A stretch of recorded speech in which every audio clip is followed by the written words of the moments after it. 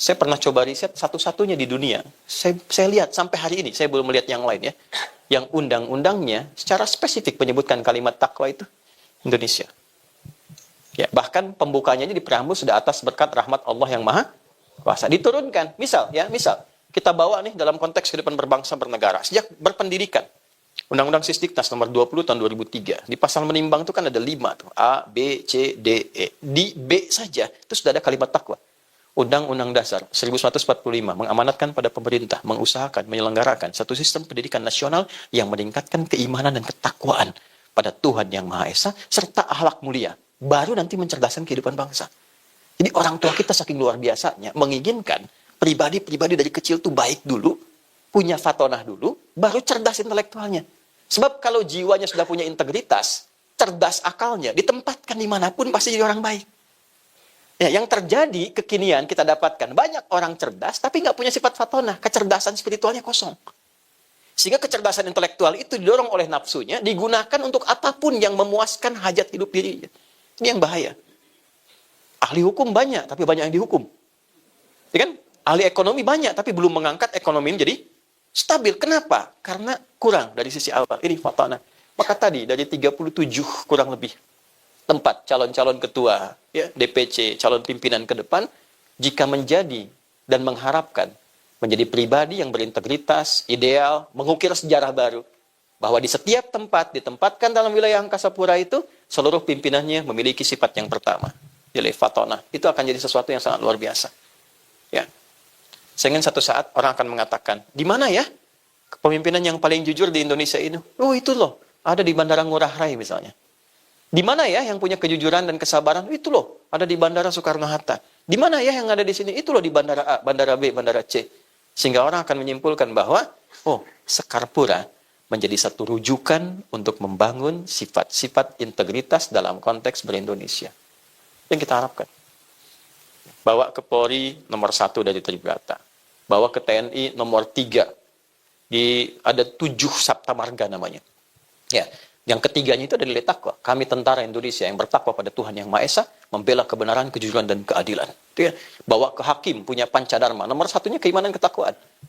Itu poin pertamanya. Makanya kenapa setiap putusan pimpinan di Indonesia itu, atasnya itu bintang dulu, baru padi kapas, baru dengan rahmat Tuhan yang Maha Esa. Karena untuk mengharapkan terkoneksi dengan Tuhan, terbuka gapuranya, terkoneksi dengan Tuhan, dengan terkoneksi dengan Tuhan itu keluarlah keputusan yang berkeadilan sosial. Ini nilainya. Jadi kalau kita bicara integritas tanpa menghadirkan sifat fatonah, mustahil jadi teladan. Nah ini nanti akan membentuk sebuah sinyal-sinyal nih dari sini ke tubuh kita. Yang membawa nilai-nilai keteladanan ini. Contoh gini. Ini cepat ya, praktek aja. Apa fungsi mata? Melihat kan? Nah itu belum ada fatonah. Kalau sudah ada fatonah, mengalir di dalam sini, memberikan arah kepada mata, ada vektornya. Dibimbing mata untuk melihat. Apa yang dilihat? Yang baik-baik saja menurut karakter takwanya. Disebut iman namanya. Nah, bagi yang muslim tuh surah 24, surah cahaya. Ayat 30 untuk laki-laki, 31 untuk perempuan. Kullil mu'minina. Katakan pada orang-orang yang yakin pada Tuhan. Dan akan kembali ke akhirat nanti, akhirat. Ya, yaghuddu min absarihim. Tolong gunakan matamu dipandu oleh sinyal takwamu. Melihat yang baik-baik saja. Ketika yang dilihat tak pantas, tak baik untuk dilihat, maka palingkanlah dengan cepat dia berpaling. Panduannya di sini. Ya, dari mata turun ke? Jangan langsung ke hati aja. Ke lisan, ke mulut. Ya, kalau sudah masuk mulut, berubah fungsi karena punya fatonah. Man kana yu'minu billahi wal yaumil akhir falyakul khairan aw liyasmut. Siapa yang merasa yakin akan pulang ke akhirat, dinilai dia, maka dia menata lisannya dengan sifat fatonahnya. Katakan yang baik, kalau tak mampu diam. Maka indah kehidupan. Lisannya berkata yang baik. Ada orang datang sebagai tamu, kita katakan dengan baik. Wajah otomatis senyum. Tapi pakaiannya tak pantas dilihat, karena terbuka aurat. Menurut takwanya nggak boleh lihat, dia palingkan. Kan? Tapi tetap menghormati. Dan semua berfungsi cepat. Tidak ada misalnya Pak Ketua Umum ini matanya masih melihat, lisannya istighfar. Astagfirullah. Ini penumpang dari Finlandia begitu terbuka, astagfirullah. Cepat. Ya. Nah, ini fungsinya. Jadi ini punya cahaya ke tubuh kita ini. Perempuan juga sama. Ayat 31-nya kan untuk perempuan. Wa qulil mu'minat. Katakan bagi perempuan-perempuan yang yakin dia akan pulang. Jadi sekarang pertanyaan dasarnya begini, dari sekian kita bekerja, ini sudah muncul belum karakter ini? Nah, untuk memunculkannya sederhana, pasti Anda dihadapkan pada masalah ini. Sekarang ketika melihat ini, cepat cari lawannya di sini. Ada orang sombong, sombong itu kenapa sih ditampakkan kepada kita? Kenapa harus saya yang lihat? Oh, supaya pada diri saya muncul sifat yang ini, rendah hati. Jadi kalau Anda melihat unsur pimpinan yang sombong, ya, dengan apapun kalimat yang disampaikan, gaya hidupnya seperti apa, tampil, kelihatan oleh kita. Kita menyaksikan itu. Itu kita diperlihatkan bukan untuk menikmati dan mencela, bukan. Tapi mengambil ibrah, pesan dari situ supaya menata diri, mencari lawan yang lebih baik. 2. A. Amanah.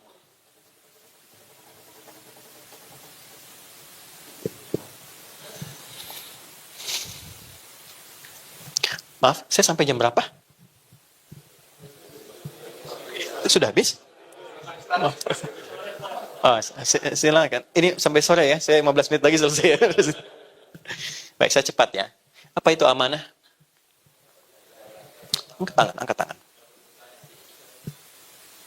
Angkat tangan. Ya. Enggak, saya cuma minta angkat tangan. Ya, 1 juta ya. Baik. Sebenarnya sederhana gitu. Diminta, kerjakan yang diminta. Jangan memberikan beban pada diri kita gitu ya. Itu kali saya lewat Kuningan Jumatan. Itu kali Jumat. Ya, driver jalan, terus ke bahu kan. Polisi lihat. Ada getaran yang tampak kan. Ya. Terus dia merapat tuh. Begitu rapat, polisinya datang. Ditanya, mau kemana Pak? B, karena yang bawa mobil agak lebih senior. Mau kemana B katanya. Dia keluarkan SIM. Wah salah saya bilang. Saya langsung koreksi. Pak, saya mau ke Kuningan Jumatan. Saya khatib saat ini. Oh, iya. Silahkan, langsung aja Pak. Jalankan. Saya bilang sama driver itu, Pak, jawab sesuai pertanyaan. Beliau tanya mau kemana? Jawab, mau kemana? Beliau tanya, Anda keluarkan SIM. Yang lebih fatal kan baru ditanya, selamat pagi 100.000 keluarkan. Nah, itu yang salah. Itu, itu yang fatal. Gitu ya. Tolong catat ya. Tapi jangan lihat jumlahnya ya, kasih sayangnya aja. 1 juta ya, tolong tadi yang angkat tangan tuh. Apa itu amanah? Dapat dipercaya. Kurangi 1 juta.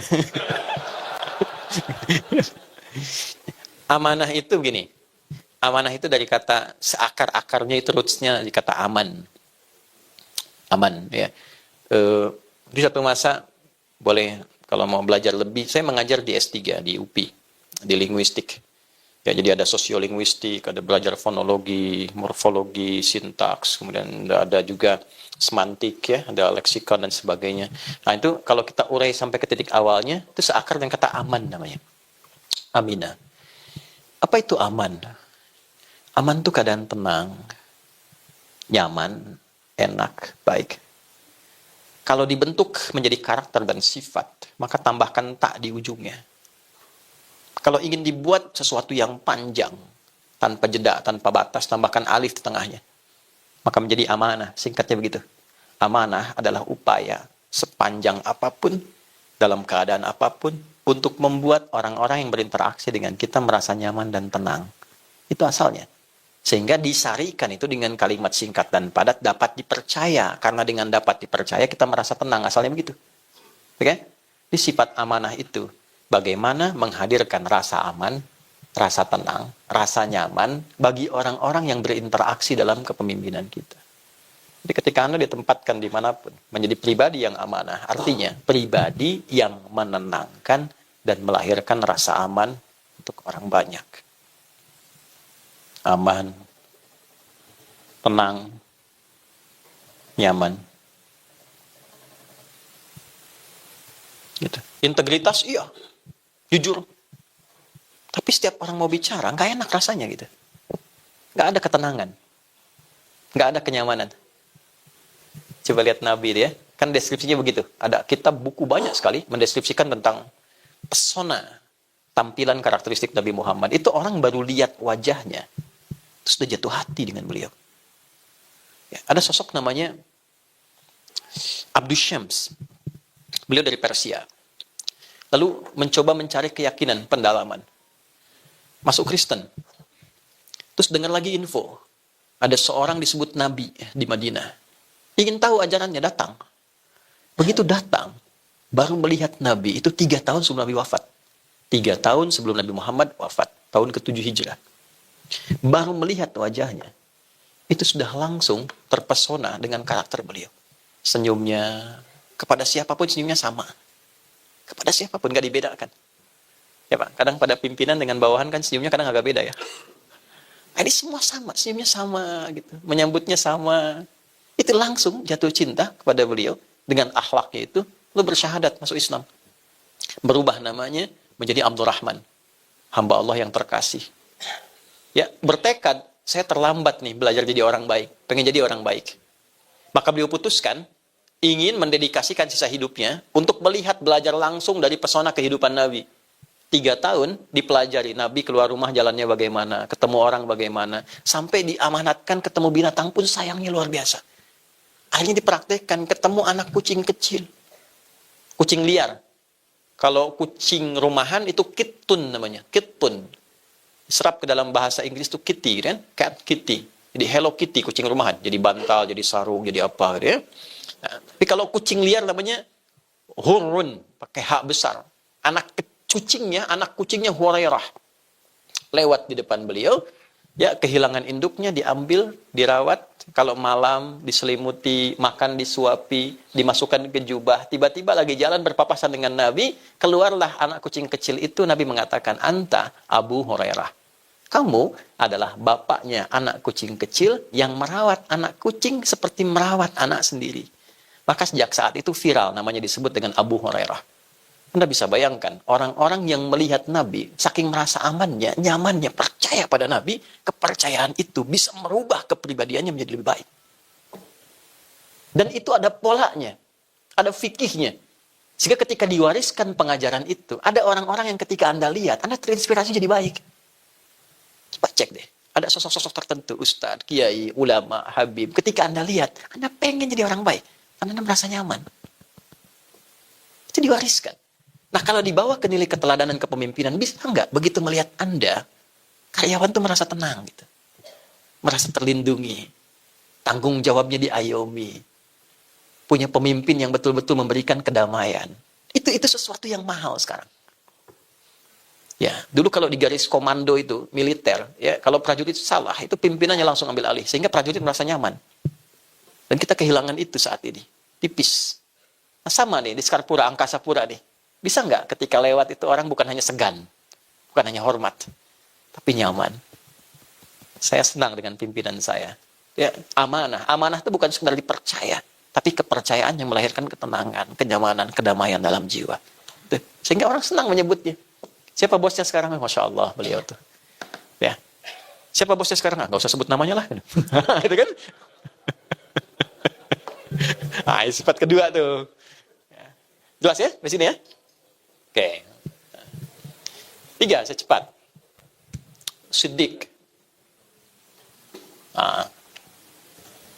Siddiq.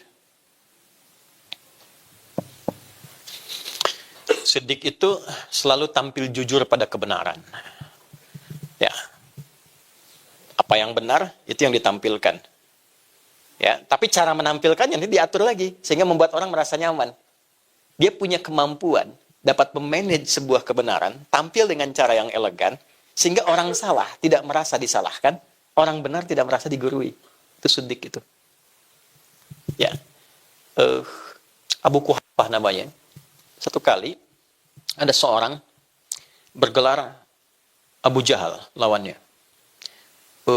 Nanti kalau Anda yang belum haji, belum umrah, ya saya doakan semoga ada cepat ya. Dan tidak cukup dengan amin ya, nabung. Ya. Nanti di sini ada Grand Zamzam.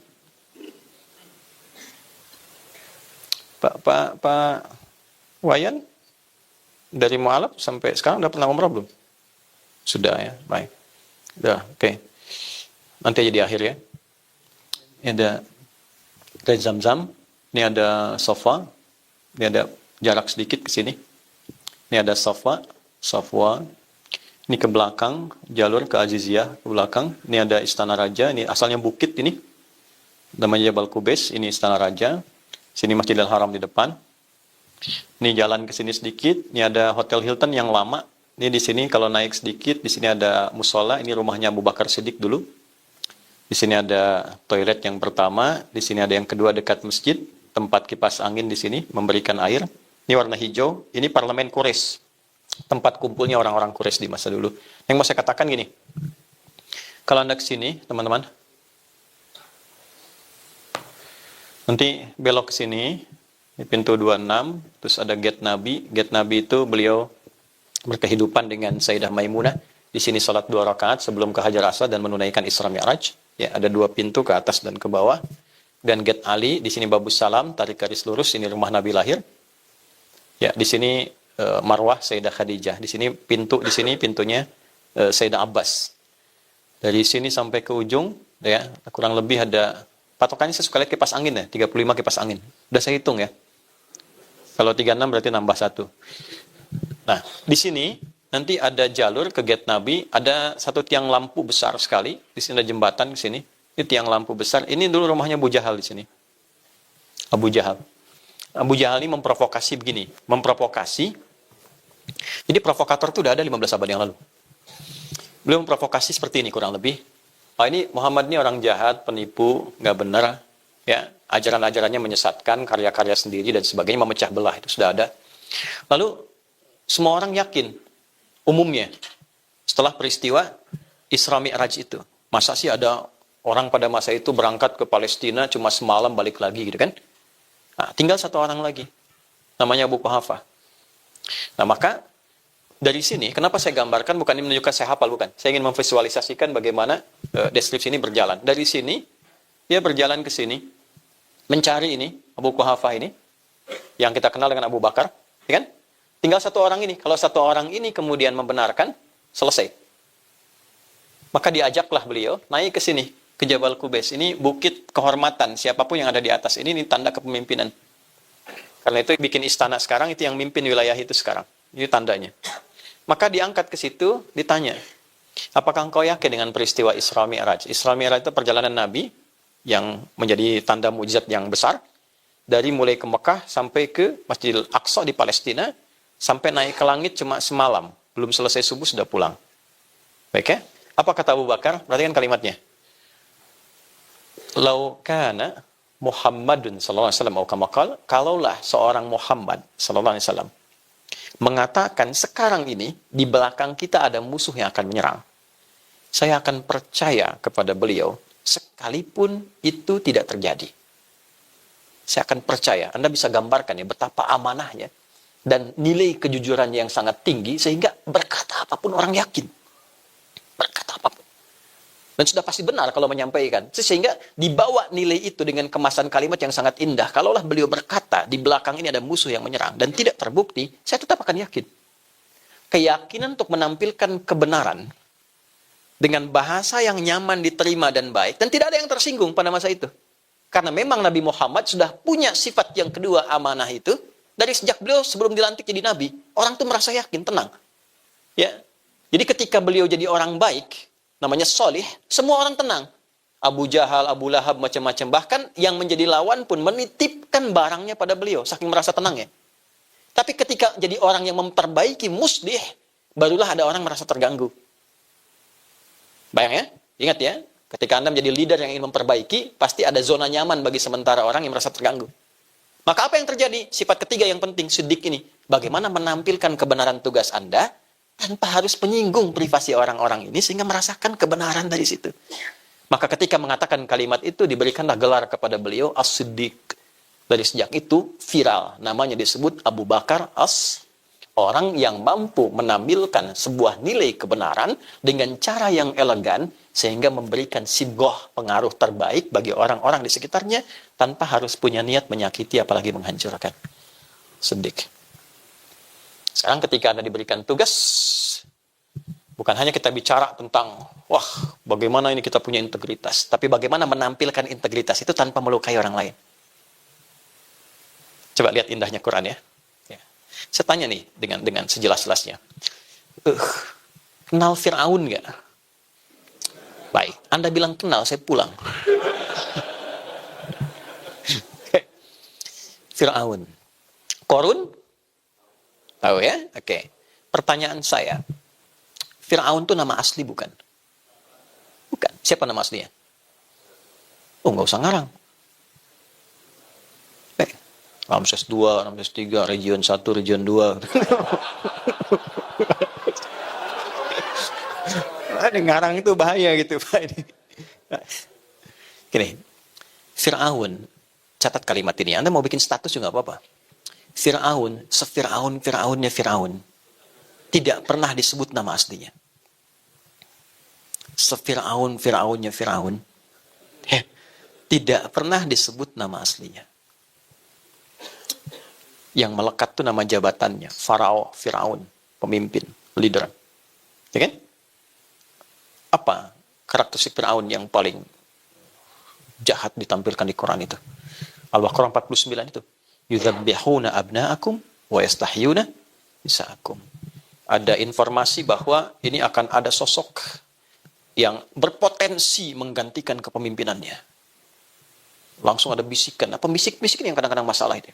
Ya, nyampaikan hati-hati bos gitu ya. Ini potensi nih menurunkan Anda nih gitu ya. Hati-hati Pak GM dengan pembisik-pembisik gitu ya. Harus punya sifat fatonah itu. Ya. Ini berpotensi menghancurkan Anda ini. Langsung keluar dekretnya itu. Dekretnya jelas. Setiap ibu yang sedang mengandung didampingi oleh 2 orang intel. Yang satu mengamati, yang satu mengeksekusi. Ya, dia membawa satu senjata, yang taruhlah misalnya pisau pada masa itu. Jadi begitu lahir, langsung dilihat laki-laki atau perempuan. Kalau laki-laki, itu langsung dieksekusi di hadapan ibu yang baru melahirkannya. Caranya, mohon maaf ya, nanti bisa disensor juga ya. Caranya, itu diambil. Zabaha itu beda dengan nahara. Fasholli lirabbika wanhar. Kalau nahara itu menyembelih seperti unta, ya, tidak dijatuhkan, biarkan dalam berdirinya disembelih. Di sini posisinya.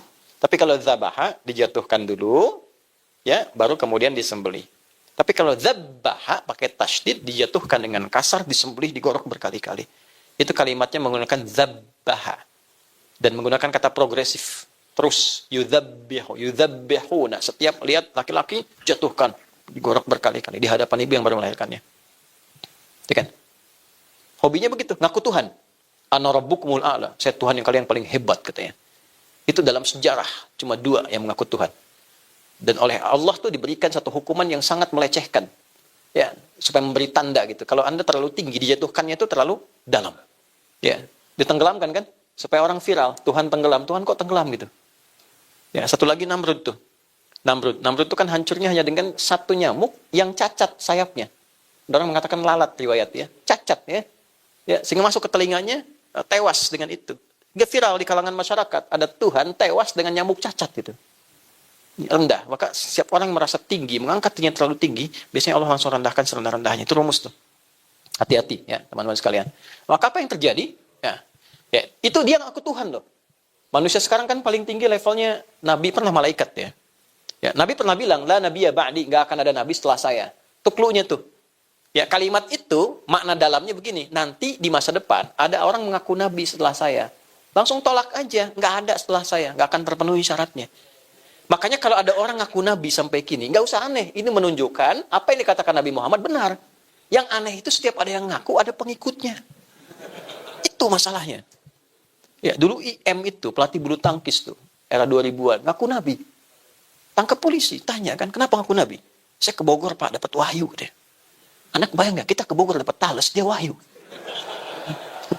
Yang legend itu kan, ada LA kan, aku malaikat tuh. Dia minta izin pada gubernur yang terdahulu untuk mendaratkan Jibril di Monas. Bayang, ditangkap oleh polisi tuh. Ya, kita dukung tuh polisi kita, jangankan teroris, malaikat dia tangkap tuh. Ya. Nah, tapi Fir'aun dengan berbuat semacam itu nggak pernah disebut nama aslinya oleh Quran. Selalu jabatannya Fir'aun. Korun, sekorun-korunnya korun, nggak pernah disebut namanya. Selalu sifatnya.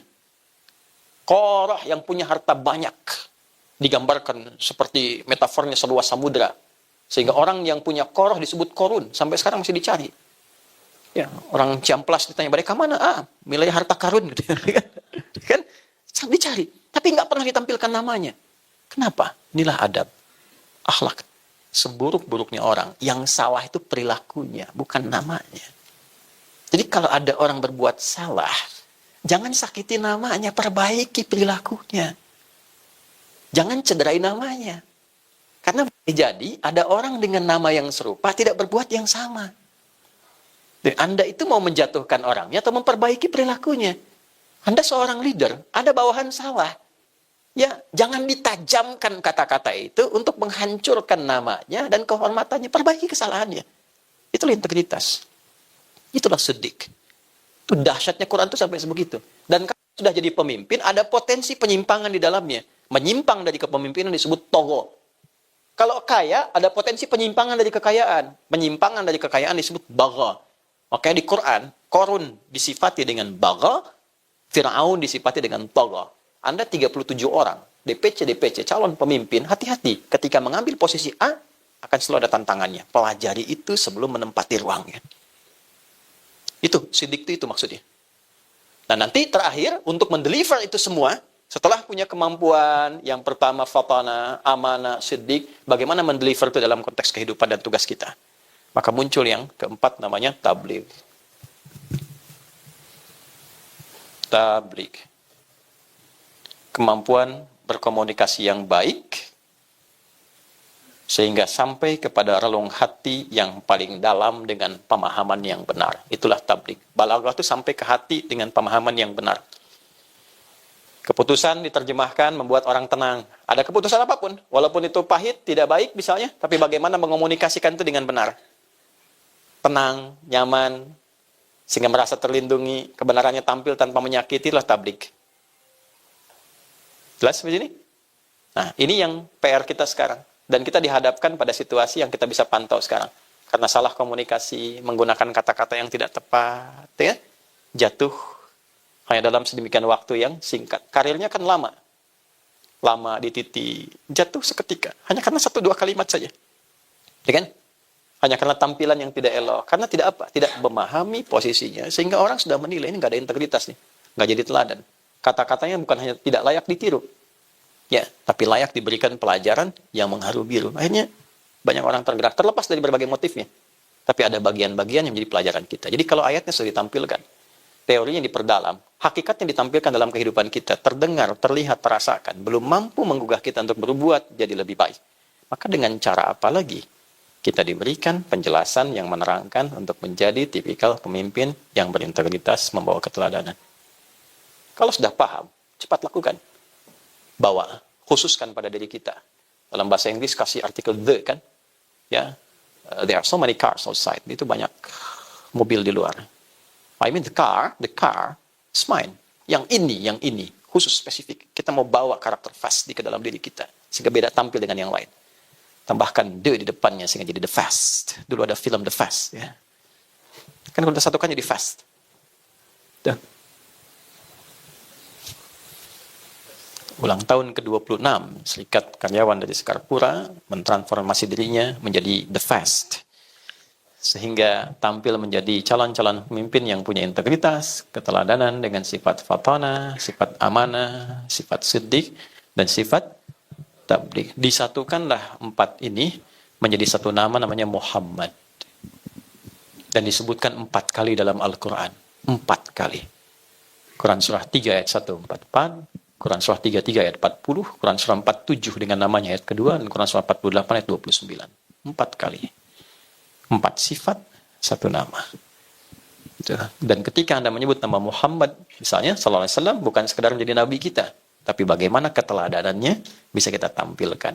Nah, spesial di hari miladnya Sekarpura ini, teman-teman, yang ke-26 bersamaan dengan bulan hari lahirnya Nabi Muhammad sallallahu alaihi wasallam. Bisakah peringatan hari kelahiran bagi kita semua yang ke-26 ini mentransformasikan diri kita menjadi calon-calon pemimpin, calon-calon baik yang menghadirkan karakteristik fast dalam kehidupannya, sehingga jalan dunia yang kita tempuh, track dunia itu diisi dengan fast, menjadi fast track dunia, melahirkan ujung akhirat yang menandai tempat berakhir kita di satu tempat yang masih tersembunyi tapi menjanjikan banyak kenikmatan. Sesuatu yang tersembunyi menghadirkan banyak kenikmatan, dalam bahasa Arab disebut jannah namanya. Kita terjemahkanlah kemudian dengan surga. Nah, surga itulah tempat akhir kehidupan bagi orang-orang yang ingin mendapatkan fast track dalam kehidupan dunia untuk meniti nilai teragung yang bisa dia raih. Ada 8 pintu di dalamnya. Seperti Anda memiliki grade, maka surga pun punya 8 pintu. Dengan 4 sifat ini, Anda silahkan memilih pintu mana yang akan Anda raih. Ada pintu tertinggi namanya Firdaus. Ada surga Aden.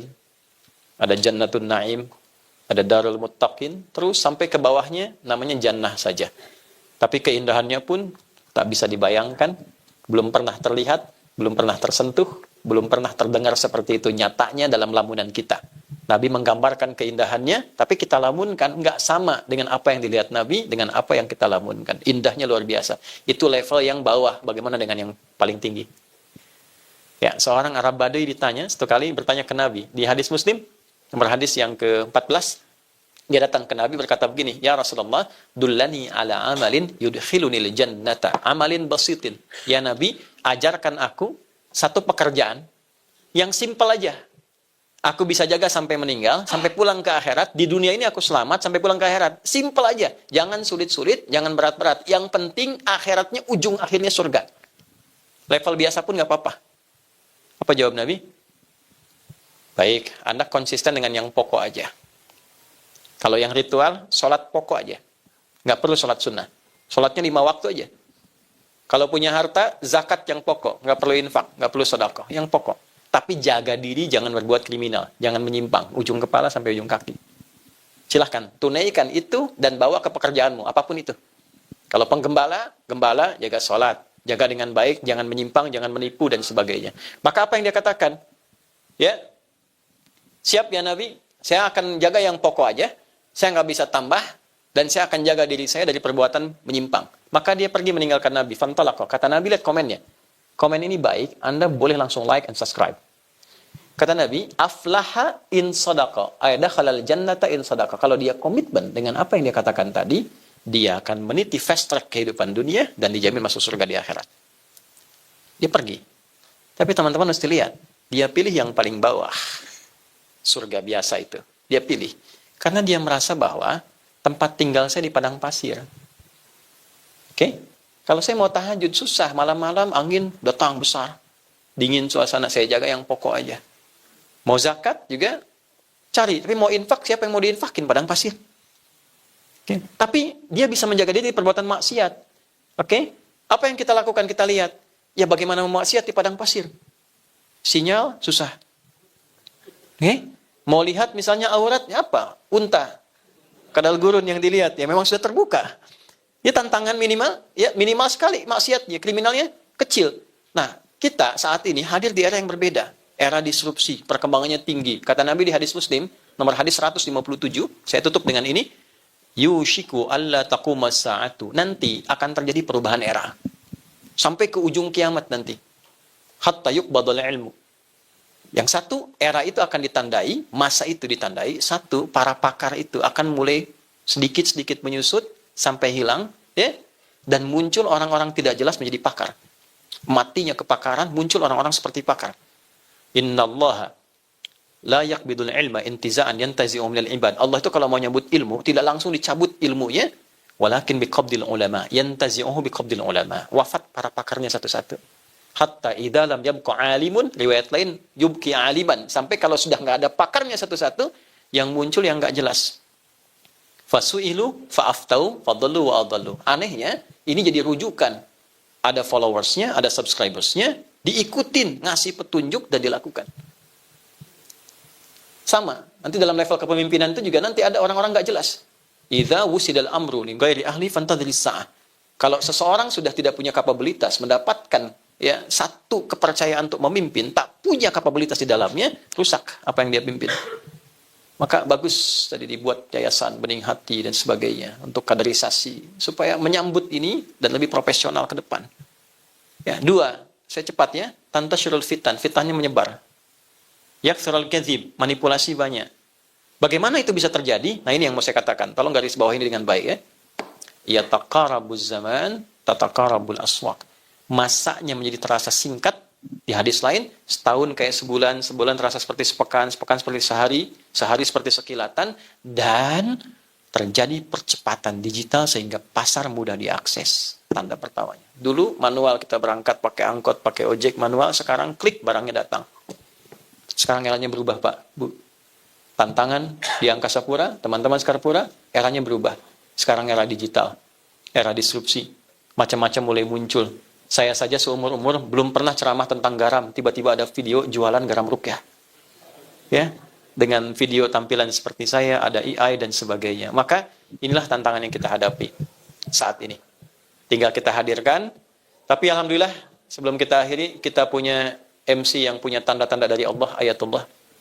Ya, punya CEO yang berdharma bakti, alhamdulillah, punya GM yang wicaksana, dan punya ketua yang punya pemahaman yang juga mengangkat kita dengan baik. Fahmi Aziz itu tinggi gitu ya. Dan kita punya keluarga yang baik untuk saling mendukung. Jadilah keluarga yang baik, ya, saling mendukung satu dengan yang lainnya. Yuk kita berdoa, dan doa kita diterima.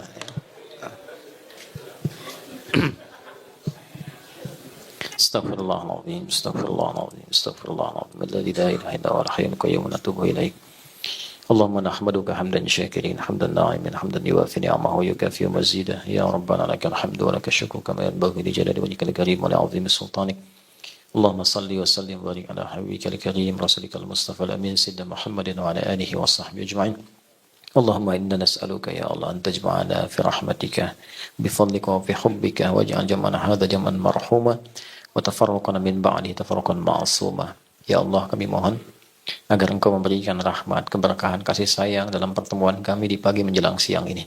Jadikan pertemuan kami mengikat erat kekeluargaan di antara kami, dan bila pun kami mesti berpisah, jadikan perpisahan kami mempertemukan kami dalam keadaan yang lebih baik dibandingkan hari ini. Rabbana la tada'lana fi maqamina hadha dhanban illa ghafarta.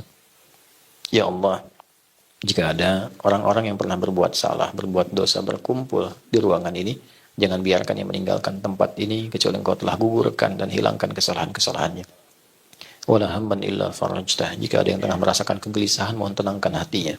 Wala asiran illa yassartah. Jika ada yang telah mengalami kesulitan dalam tugasnya, di rumah tangganya, kehidupan sosialnya, dengan keikhlasannya ia datang untuk belajar hari ini, ringankan dan hilangkan serta angkat seluruh kesulitannya.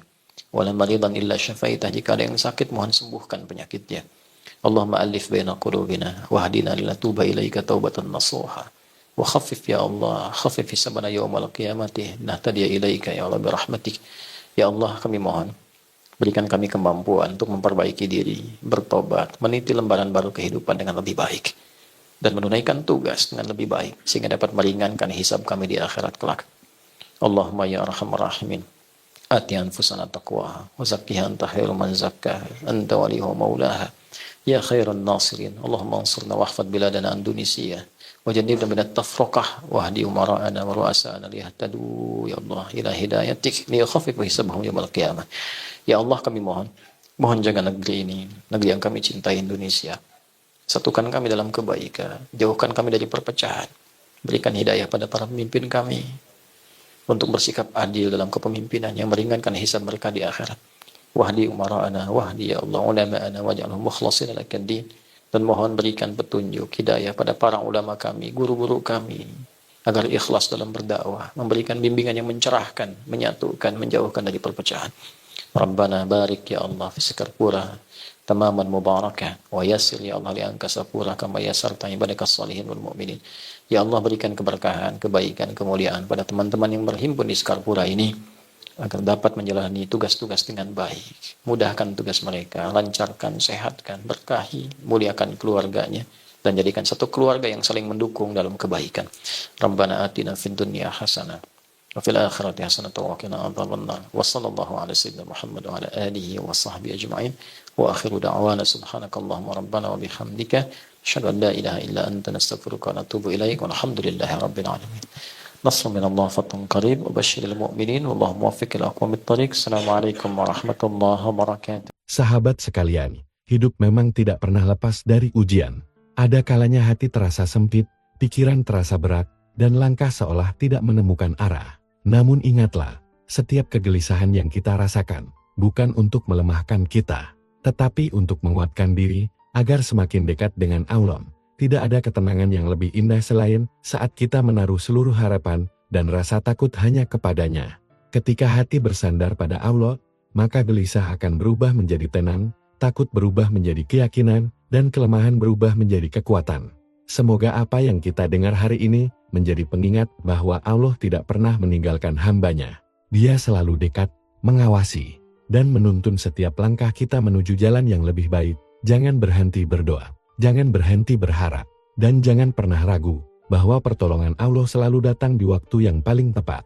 Semoga Allah menenangkan hati kita, melapangkan rezeki kita, dan memudahkan setiap urusan kita. Amin.